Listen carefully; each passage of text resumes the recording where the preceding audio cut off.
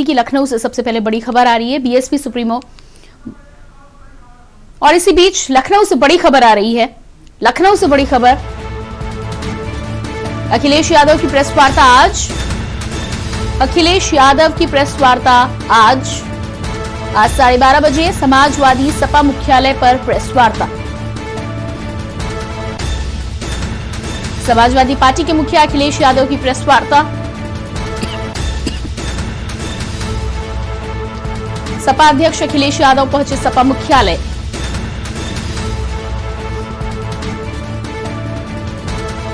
Samajwadi party के मुखिया अखिलेश यादव की प्रेस वार्ता।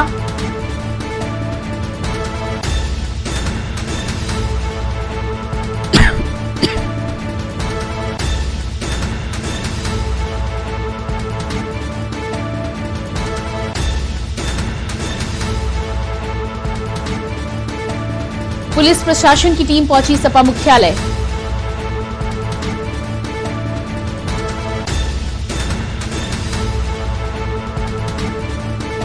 और इसी खबर पर हमारे साथ संवाददाता चंद्रमणि जुड़ चुके हैं। जी चंद्रमणि, अखिलेश यादव की आज प्रेस वार्ता है, 12:30 बजे समाजवादी सपा मुख्यालय पर होगी प्रेस वार्ता, क्या कुछ खास रहेगा? जी देखिए, अगर प्रेस कॉन्फ्रेंस की बात करें तो कुछ ही देर में प्रेस कॉन्फ्रेंस होगी और प्रेस कॉन्फ्रेंस के पहले यहाँ कार्यालय की हम तस्वीर दिखा सकते हैं कि यहाँ पर पुलिस प्रशासन की टीम तैनात है और लगातार कार्यकर्ताओं को ये निर्देश दिया जा रहा है कि आपस में सोशल डिस्टेंसिंग रखें। और ये जब कल की घटना के बाद में, कल जिस तरह से समाजवादी पार्टी कार्यालय में भीड़ देखी गई थी, उसके बाद आप देख सकते हैं कि यहाँ पर कार्यकर्ताओं से ज्यादा पुलिस का जमावड़ा है। तमाम पुलिसकर्मी यहाँ पर मौजूद है और निश्चित तौर से लगातार अनाउंसमेंट हो रहा है कि कोविड प्रोटोकॉल का पालन करें। यहाँ पर कुछ कार्यकर्ता भी हैं, उनसे भी हम बात करेंगे कि आप लोग जिस तरह से यहाँ पर खड़े हुए हैं, तमाम तरह से पुलिस अपने नेता के संघर्षों को और समाजवादी पार्टी की नीतियों के विचारधारा को सुनने के लिए खड़े हैं। 2022 में सरकार बनानी है, हम लोग पूरे अनुशासन में खड़े हैं। कोविड से डर नहीं लगता? सर डर है, लेकिन हम लोग अनुशासन में खड़े हैं, इसलिए हम लोग सर अपने नेता को सुनने के लिए बहुत उत्सुक हैं। और 2022 में गरीब नौजवान इतना परेशान है कि मास्क लगा के समाजवादी पार्टी की कार्यालय पे खड़ा है।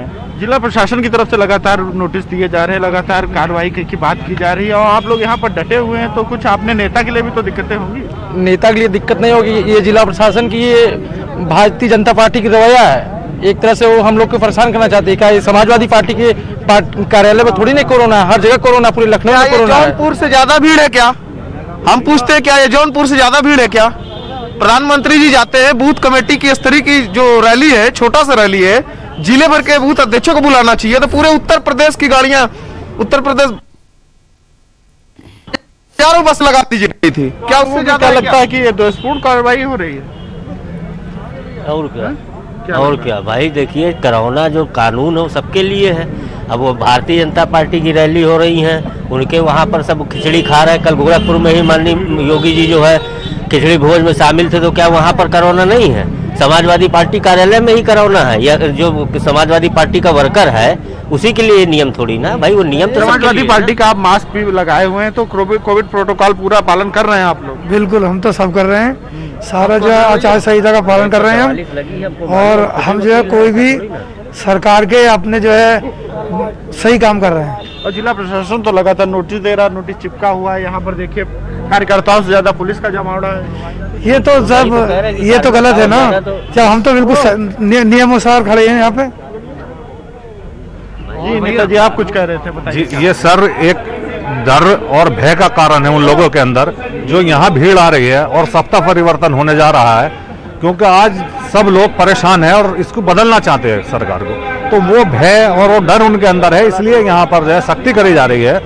उनके कार्यालय पे आप जाकर देखो, कभी भी चले जाओ, वहाँ बच्चा भी दिखाई नहीं दे रहा है, क्योंकि सब उधर से भी पार्टी छोड़ के समाजवादी के साथ आ रहे हैं। आने वाली गवर्नमेंट समाजवादी की है, अखिलेश भैया की है। जरूर है, आप लोग कह रहे हैं कि भाजपा में डर है, पर कोविड को भी तो डराना है। कोविड कोरोना तो किसी से नहीं डरता। देखिए यहाँ आपको जितने भी लोग दिख रहे होंगे, अधिकतर लोग सब मास्क में हैं, सब जो भी रूल है वो रूल फॉलो कर रहे हैं। ये तो सिर्फ बीजेपी का और सरकार की हताशा है कि यहाँ जो है वर्कर आए हुए हैं, उनके ऑफिस सुने पड़े हुए हैं, और तो हालत तो ये है कि उनके भी जो जितने वर्कर हैं वो यहाँ दाएं बाएं घूम रहे हैं। तो हालात यही हैं, वहाँ भीड़ नहीं है। वर्कर भी यहाँ भी आ रहे हैं जी, उनके वर्कर खूब यहाँ जायजा लेने आ रहे हैं। उनके वर्कर अपने नेताओं के साथ आ रहे हैं। जो पूर्व में 15-20 विधायक टूट कर आए हैं, उनके वर्कर यहाँ आ गए हैं। सब जो जितने लोग थे अब सब चले गए उनसे। अब कल की जो भीड़ हुई, कल की भीड़ के बारे में क्या कहना है कि ये भीड़ ज्यादा तो नहीं होगी थी कार्यालय? ये शम्मा के परवाने हैं साहब, ये जल के मर जाएंगे लेकिन शम्मा से हटके नहीं जाएंगे। ये अखिलेश जी ने भीड़ नहीं बुलाई। तो जल के मरने से फायदा क्या होता है? नुकसान है पार्टी का ना। क्या नुकसान है? अरे कार्यकर्ता अगर कुछ पीड़ा हो गई, उसको कुछ तकलीफ होगी तो पार्टी का भी तकलीफ होगी। फिर चुनाव क्यों कराएं? चुनाव आयोग को चाहिए था, चुनाव रोकने चाहिए थे। प्रचार नहीं होगा, लोगों बात नहीं होगी तो बात बनेगी कैसे? नहीं पहुंचा पाएंगे। अरे भाई, मीडिया के जरिए बीजेपी तो सारा प्रचार अपना कर रही, सारा के सारा मीडिया पूरा सपोर्ट कर रही। मोदी की रैलियों को मतलब नहीं दिखा रही। ये तो मतलब बीजेपी की बौखलाहट है। जब डोज डबल लग चुकी है तो फिर भय किस कारण है?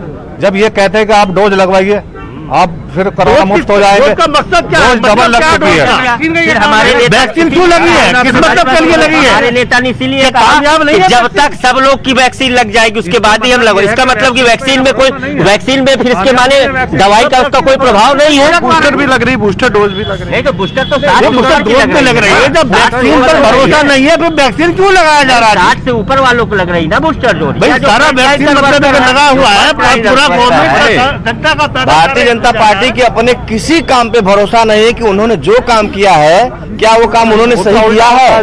उनको खुद भरोसा नहीं है। उन्होंने बूस्टर लगवाया, डबल डोज लगवाया, सारी व्यवस्था दिया, उसके बाद भी उनको ये भरोसा नहीं कि हमने जो कोरोना के टीके लगवाए हैं उसका भरोसा करके हम इनको सुरक्षित करें। नहीं, उनको ये लगता है कि ये मतलब बेफालतू को पानी चढ़ा दिया सिरिंज। अरे तुम काम किए तो तुमको भरोसा। उनकी घबराहट है। भारतीय जनता पार्टी के कार्यालय में सब कह रहे हैं कि पानी चढ़ा दिया। अरे बिल्कुल खाली पानी भरोसा नहीं है। हमने वैक्सीन लगाया है तो हम सुरक्षित हो गए। बड़ा आरोप लगा रहे हैं कि पानी चढ़ा डबल डोज लग गई है और वो काम नहीं कर पा रही, तो फिर इसका मतलब क्या होता है कि पानी है ना? नहीं है वो वैक्सीन पानी होगा। कोरोना के गाइडलाइन का मामला नहीं है। मामला यहाँ ये है कि भारतीय जनता पार्टी का कार्यालय में सूखा पड़ा हुआ है। वहाँ के सभी नेता भाग के समाजवादी पार्टी कार्यालय रहे। हमारे नेता के पास इतने भी कार्यकर्ता नहीं बचे हैं कि उनके कार्यालय चंद्रमणि, आपने तमाम लोगों से बातचीत की। इस पूरी जानकारी के लिए आपका बहुत बहुत धन्यवाद। तो यहाँ पे हम सुन पा रहे थे जिस तरह से कोविड गाइडलाइन का पालन कराने के लिए पुलिस सपा मुख्यालय पहुंची है। भारी संख्या में आप भीड़ देख पा रहे हैं। तमाम लोगों ने मास्क पहना भी है। तो लगातार लोगों का कहना है कि कोरोना गाइडलाइन का पालन करते हुए यदि वो इकट्ठा होते हैं तो इसमें आपत्ति क्या है।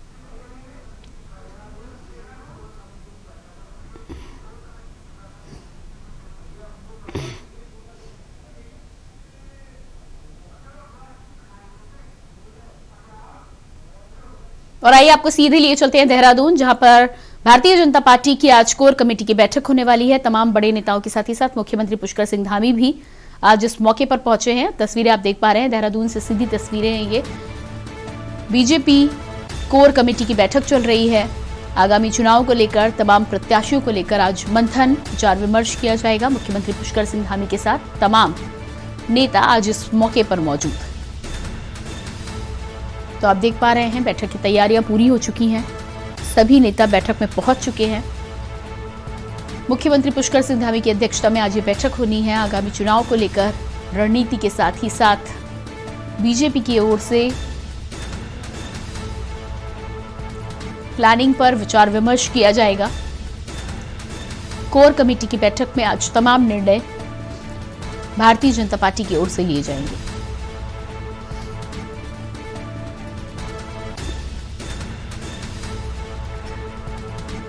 तो मुख्यमंत्री पुष्कर सिंह धामी को आप देख पा रहे हैं। जनता पार्टी एक लोकतांत्रिक पार्टी है और अभी हम लोगों ने प्रत्येक विधानसभाओं में यहाँ से एक एक टीम भेजी थी। वो वहाँ के सभी कार्यकर्ताओं से जो है बातचीत करके आए हैं। आज वो टीमें यहाँ पे अपनी रिपोर्ट रखने वाले हैं और फिर प्रदेश नेतृत्व जो है हर सीट पे पैनल बना के केंद्रीय चुनाव समिति को भेजेगा। और मैं ये कह सकता हूँ कि जितना मैं दौरा करके आ रहा हूँ, इस समय भारतीय जनता पार्टी का अंडर करंट है, बड़ी लहर है और पूर्ण बहुमत की 2/3 बहुमत से हमारी सरकार फिर बनने वाली है। आचार संहिता वायलेशन का भी केस आपके खिलाफ दर्ज हो गया, तो क्या भूलवश आपसे कोई हो गई? देखिए ऐसा है कि भारतीय जनता पार्टी कार्यालय में एक मीटिंग थी और तो ये आप सुन पा रहे थे धन सिंह रावत, कैबिनेट मंत्री उत्तराखंड सरकार।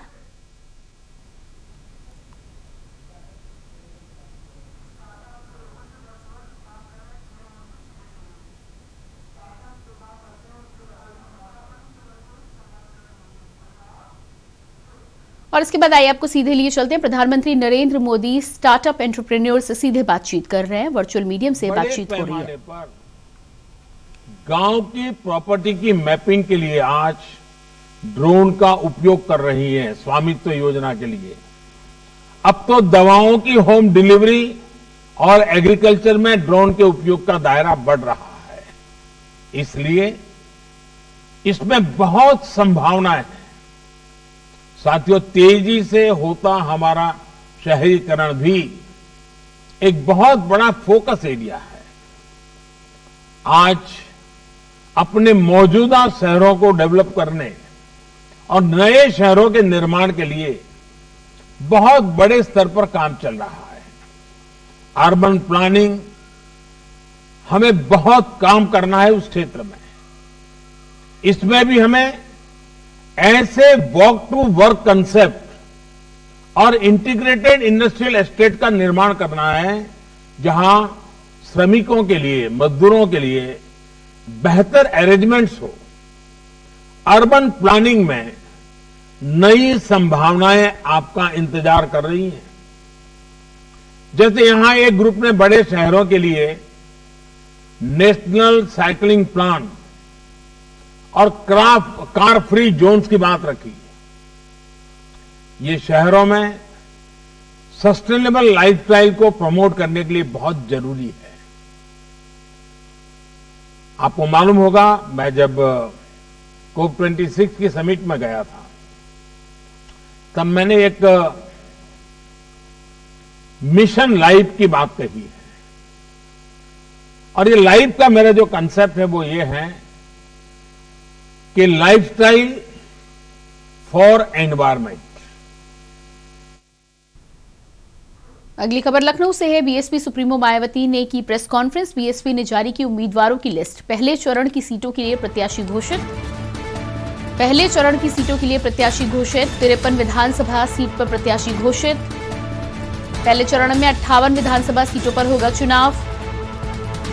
7 चरणों में यूपी में होंगे मतदान। 53 विधानसभा पर प्रत्याशियों की सूची जारी। 7 चरणों में यूपी में कराए जाएंगे मतदान। 53 विधानसभा प्रत्याशियों की सूची जारी। पहले चरण में 58 विधानसभा सीटों पर होगा चुनाव। 53 विधानसभा पर प्रत्याशियों की सूची जारी।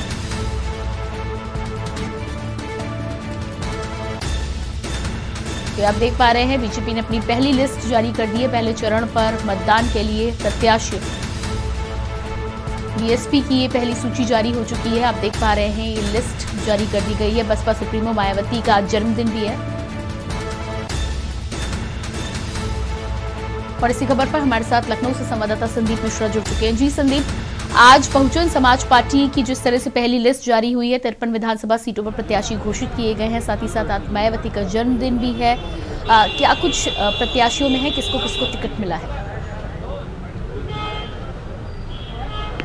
देखिए, बिल्कुल निश्चित तौर पे अगर बात करें, आज बीएसपी सुप्रीमो मायावती का आज जन्मदिन भी था और जन्मदिन पे आज उन्होंने जो है अपनी पहली चरण के लेकर के पहले चरण को 53 प्रत्याशियों की लिस्ट जो है वो जारी कर दी है, जिसमें 58 विधानसभा सीटें हैं। 58 विधानसभाओं में 53 ऐसे प्रत्याशी थे जिनको जो है इनकी लिस्ट जो है जारी की है। इसके साथ ही साथ में 5 जो बचे हुए हैं उनकी लिस्ट एक से 2 दिन के अंदर फिर से जारी की जा सकती है। तो निश्चित तौर पर जिस तरीके से आज बसपा सुप्रीमो ने प्रेस कॉन्फ्रेंस की है अपने जन्मदिन के उपलक्ष्य में, और उसके साथ ही साथ में उन्होंने ये भी कहा कि जनहित हिताय के लेकर के जन्मदिन मनाया जाता है, और उसी कड़ी की बात करते हुए उन्होंने ये बात करते हुए नजर आई।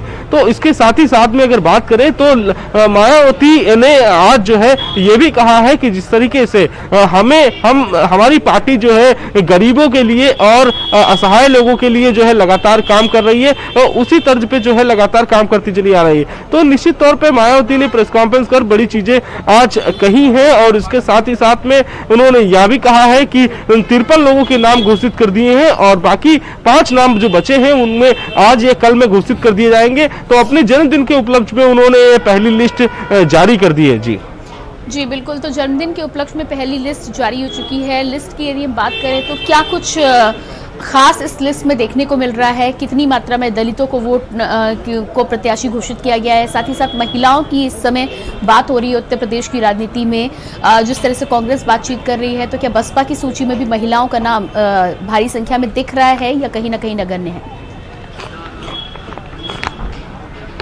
देखिए, बिल्कुल आपको बता दें कि जिस तरीके से शामली की अगर बात करते हैं तो राजेंद्र उपाध्याय जी है, इनका नाम घोषित किया गया है। इसके साथ मुजफ्फरपुर की अगर बात करते हैं तो हाजी मोहम्मद अनीस जी हैं, ये इनका एक नाम घोषित किया गया है। और इसके साथ ही मुजफ्फरनगर में पुष्कर पाल जी हैं, जो कि काफी बड़ा चेहरा माना जाता है पश्चिम का, तो उनका नाम शामिल हुआ है। और मीरापुर की मुजफ्फरपुर से ही मीरापुर एक विधानसभा है जहां पे मोहम्मद सलीम का नाम सामने निकल के आता है। तो इसी तरीके से मेरठ, बागपत और गाजियाबाद में अपने उम्मीदवारों की लिस्ट जो है आज जो है अभी एसपी ने घोषित कर दी है। और उसमें जो एक बड़ा नाम गाजियाबाद की अगर मानते हैं तो गाजियाबाद में हाजी आयूब ऋषि का आता है नाम, सबसे बड़ा नाम आता है कि वहां से पहले से भी वो प्रत्याशी रहे हैं और उन्होंने गाजियाबाद में रहे। उसके साथ मोती नगर की अगर बात करें तो डॉक्टर पूनम गर्ग हैं, उनका एक नाम आता है। तो निश्चित तौर पर बीएसपी सुप्रीमो मायावती ने जिस तरीके से आज को लिस्ट की घोषणा की, इससे पहले लगातार जो है पहले इन प्रत्याशियों का जो है स्क्रीनिंग कमेटी के द्वारा जो है जांच की जा रही थी, उसके बाद से इन नामों को अब जो है घोषित किया गया है। हालांकि अभी 5 नाम अभी शेष बचे हुए हैं, इन नामों को जो है जल्द से जल्द जो है बीएसपी सुप्रीमो मायावती जो है वो भी डिक्लेयर कर देंगी। जी बिल्कुल संदीप, इस तमाम जानकारी के लिए आपका बहुत बहुत शुक्रिया। तो जिस तरह से 53 विधानसभा सीटों पर प्रत्याशी आज बसपा के द्वारा घोषित किए गए हैं, हमारे संवाददाता जानकारी दे रहे थे, तमाम नामों पर आज पूरी तरह से मुहर लगा दी गई है। इससे पहले भी बसपा के द्वारा एक सूची जारी की गई थी। 182 उम्मीदवारों के नाम पहले जारी किए गए थे। आज 53 अलग अलग विधानसभाओं पर प्रत्याशियों की लिस्ट बीएसपी के द्वारा जारी की गई है। जानकारी ये भी है कि 4-5 उम्मीदवार अभी पूरी तरह से छूट चुके हैं, उनका नाम तय नहीं हो पाया है। जल्द ही उनके नामों पर भी आम सहमति के आधार पर उन नामों को भी घोषित कर दिया जाएगा। तो बसपा सुप्रीमो मायावती के जन्मदिन पर आज 53 विधानसभा सीटों को लेकर बीएसपी के द्वारा प्रत्याशियों की सूची जारी की गई है।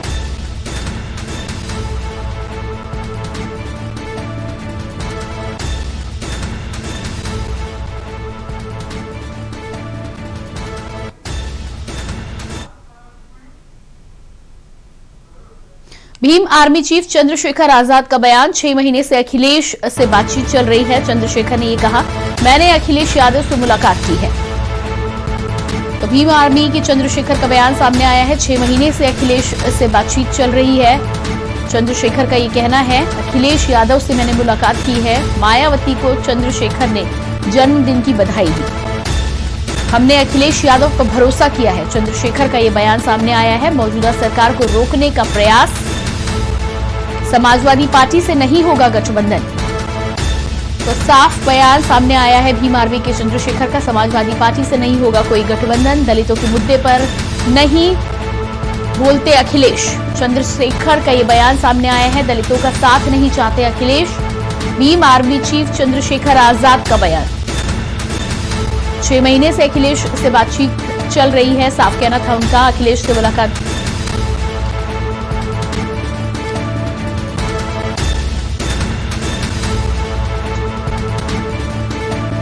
और इसी खबर पर हमारे साथ लखनऊ से संवाददाता प्रणवीर सिंह जुड़ चुके हैं। जी प्रणवीर, जिस तरह से भीम आर्मी के चंद्रशेखर आजाद का बयान सामने आया है, साफ तौर पर उन्होंने कहा कि लंबे समय से अखिलेश से बातचीत चल रही है, पर दलितों के मुद्दे पर वो बोलते हुए नजर नहीं आते, और यही वजह है कि समाजवादी पार्टी से गठबंधन का कोई आगे रास्ता नजर नहीं आता। क्या कहना है आपका?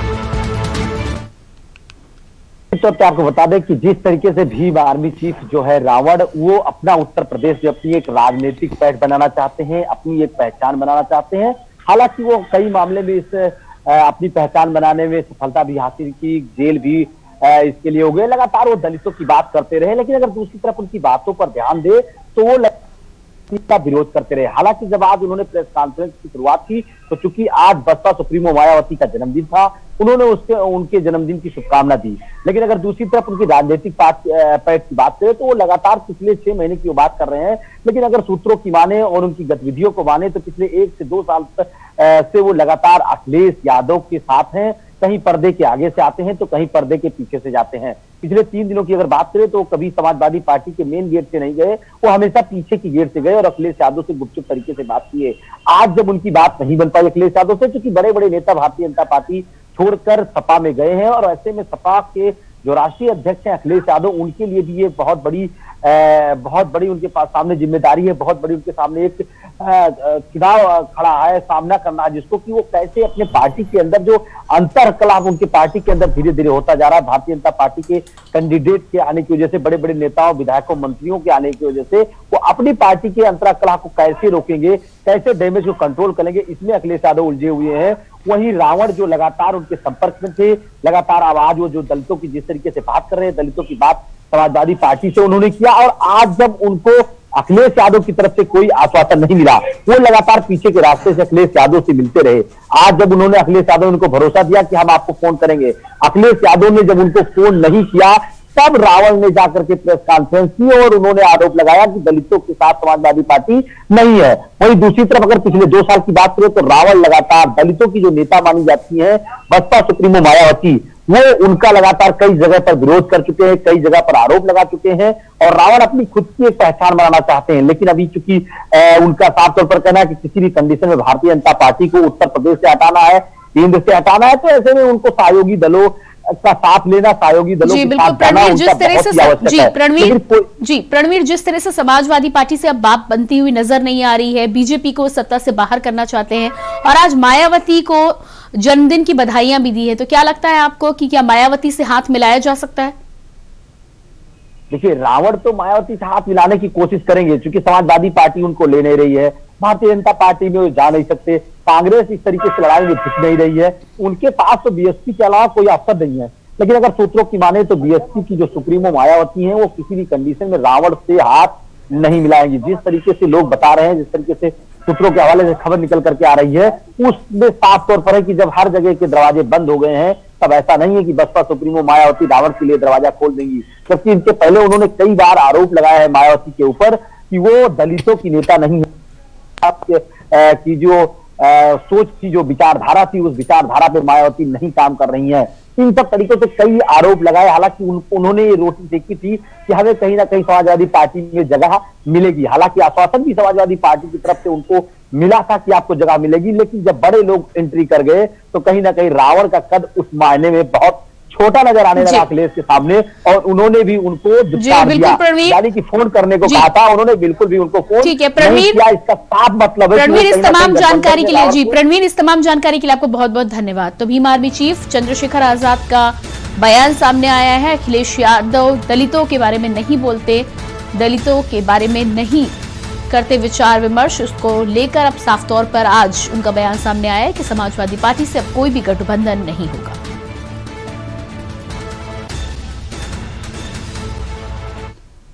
और उसके बाद बात करेंगे लखनऊ की। आप यूपी चुनाव की मैनिफेस्टो कमेटी की आज प्रेस वार्ता, दोपहर 1 बजे आप प्रदेश मुख्यालय पर होगी प्रेस वार्ता। आप यूपी चुनाव मैनिफेस्टो की आज प्रेस वार्ता, दोपहर 1 बजे आप प्रदेश मुख्यालय पर होगी प्रेस वार्ता। आगामी चुनावों में आपकी मैनिफेस्टो के मुद्दे पर प्रेस वार्ता,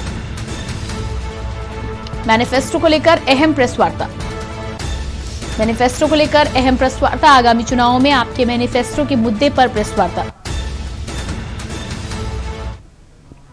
और इसी के साथ राजनीति में इतना ही। बाकी खबरों के लिए देखते रहिए के न्यूज़ इंडिया। नमस्कार।